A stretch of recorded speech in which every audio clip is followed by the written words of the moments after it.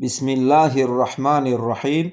Ma zala bi sifatihi qadiman qabla xalqihi. Yaratishlikdan avval ham uning sifatlari qadimdan bor edi. Alloh taolo nimani yaratmasin, endi yaratuvchi bo'lib qolmadi. Azaldan o'zi yaratuvchi edi. Mana masalan butun borliqni Alloh yaratdimi? Shu bilan yaratuvchi bo'ldi deyilmaydi. Alloh taolo azalda yaratuvchi zot edi. Lam yazdad bi kawnihim shay'an lam yakun qablahum min sifatihi. Alloh taoloning 99 ta ism sifatlarini zikr qilib o'tgan bo'lsa, Allohning sifatlarini chek-chegarasi yo'q. Mana shu sifatlari bir narsani yaratgandan keyin paydo bo'lmadi, azaldan bor edi. Alloh taolo azaldan Qodir, azaldan Rahmon, azaldan Rahim, Al-Jabbor, Al-Mutakabbir. Alloh taolo nimaiki sifatlari bo'lsa azaldan shunday.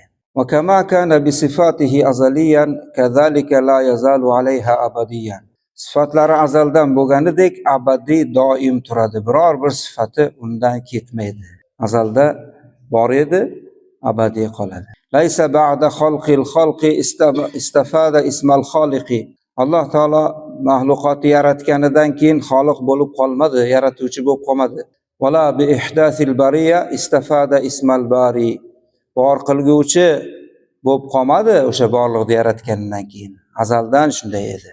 Lahu ma'nar rububiyya va la marbub va ma'nal xoliqi va la maxluq. Alloh taolo bir narsani yaratuvchi va yurgizuvchidir. Rob degani yaratib yurgizib turishlikni Rob deydi. Masalan, insonni yaratdi, insonni yaratgan bilan tashlab qo'ygan yo'q. U yeyapti, ichayapti, nafas olyapti, shundaymi? Rivojlanyapti, tanasining har bir a'zosi o'z ishini bajarayapti. Shularni barchasini bajartirib turgan zot kim? Alloh. Rob degani shu davom etib turibdi o'sha tarbiyachilikda. U yaratdi-yu shunday tashlab qo'ygani yo'q. Shu narsani aytayapti. U Robdir. Uni o'zini yaratuvchi yo'q. Ya'ni uni Allohni yaratgan narsa yo'q. Allah o'zi yaratuvchi. Zalika bi annahu ala kulli shay'in qodir. Bu so'zlarning aytilayotganining sababi Alloh taoloning sifatlarini sanadi birma-bir.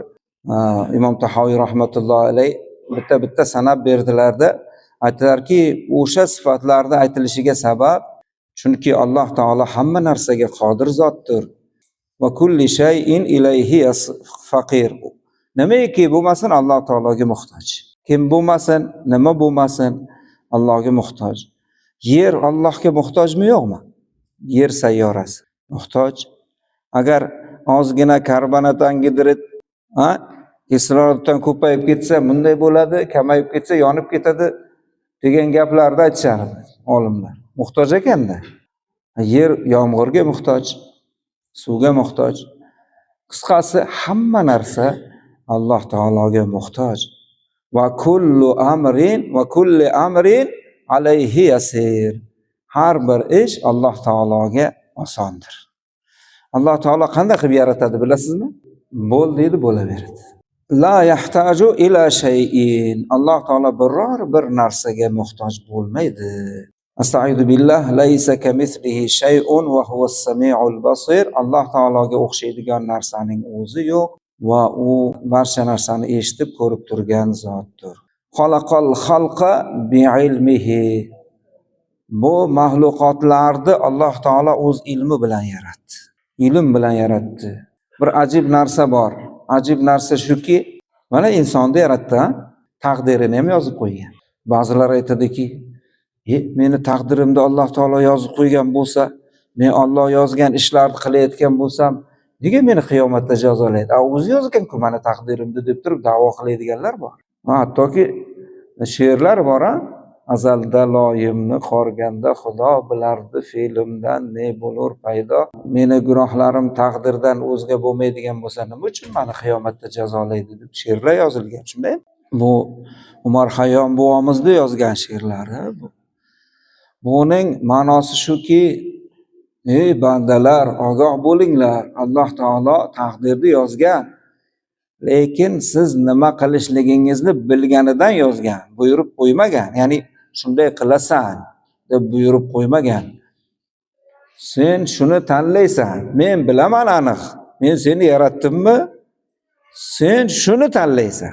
Yaxshilikni yo yomonlikni banda tanlayaptimi o'zi? Yaxshi ishni qiling, yomon ishni qilmang deb turib aytilyapti odamlarga. Lekin yaxshilikni qiladiganlar ham bor, yomon ish qiladiganlar ham bor-ku, bormi? Demak, mana shu yaxshilikni qilayotganga aytayapti Alloh taolo, men seni yaratdim, yaxshilik va yomonlikni orasini ajratdim, yaxshilik qil, yomonlik qilma dedim, sen yaxshilikni tanlading. Va bu narsani men bilar edim, taqdiringni yaratilishingdan avval yozib qo'ygan edim, shunday qilding. Yomonga ham shu gap. Senga yomonlik qilmani deb aytganman, tanlash ixtiyorini bergan bandaga. Tanlash ixtiyori bor. Sen yomonlikni tanlading. Va bu yomonlikni tanlashligingni men seni yaratishdan avval bilardim. Qara, taqdiringga yozib qo'yganman. Lekin tanlashni bandaning o'zi tanlaydi. Hech o'ylab ko'rganmisiz? Bir ishni qilayotganingizda o'ylagansiz, ha? Shu ishni qilsam nima bo'ladi ekan? Nima qilsam ekan deb turib, oxiri o'zingiz o'ylab tanlaysizmi? O'zingiz tanlaysiz. Va Alloh taolo bu mahluqotni o'z ilmi bilan yaratdi. Ya'ni biladi ularni nima qilishligini, qanday sharoitda insonga qancha kislorod kerak, yurak qanday ishlaydi, unga nima bo'lsa ishlaydi yurak, nima bo'lsa to'xtaydi. Shundaymi? Buyrak, jigar, o'pka, qorataloq, ko'richay, o't hammasini ishlatib turgan Alloh taolo. Qonni tarkibi, ichkaridagi kislorod, tanadagi suv miqdori. Bu bitta insonning ichidagi milliarddan bir funksiyalar. Endi butun borliqda hisobini olavering. Allohning ilmi shunaqa, hisob kitobsiz. Va qaddara lahum aqdaran, odamlarga o'z taqdirini belgilab qo'ydi. Va daraba lahum ajalan, insonlarga nima? O'zi umuman butun borliqqa o'z ajalini belgilab. Har bir inson o'z ajali bilan o'ladi. O'ldirilgan odam o'z ajali bilan o'lgan. Ya'ni Alloh taolo belgilab qo'ygan ajal bilan o'lgan. Vahshiy hayvonlar yeb ketgan odam o'z ajali bilan o'lgan. Avariyada o'lgan odam o'z ajali bilan o'lgan. Mashina majag'lab tashlab, lekin tirik qolishi mumkin. Mullalar ko'p biladi buni. 10 yillab to'shakda yotib o'limini kutib yotganlarni bilamiz. Inson sog'lom bo'lsa odamlarga kerak. O'shanday to'shakda qoladigan bo'lsa Alloh asrasin. Ba'zan bolalariga ham kerak bo'lmay qolar ekan. Ba'zan otasiga, onasiga kerak bo'lmay qolar ekan. Ularni ham ko'rdi. Insonning ajalini kim belgilar ekan? Alloh. O'lim ajal bilan ekan. Hech sabab bilan emas.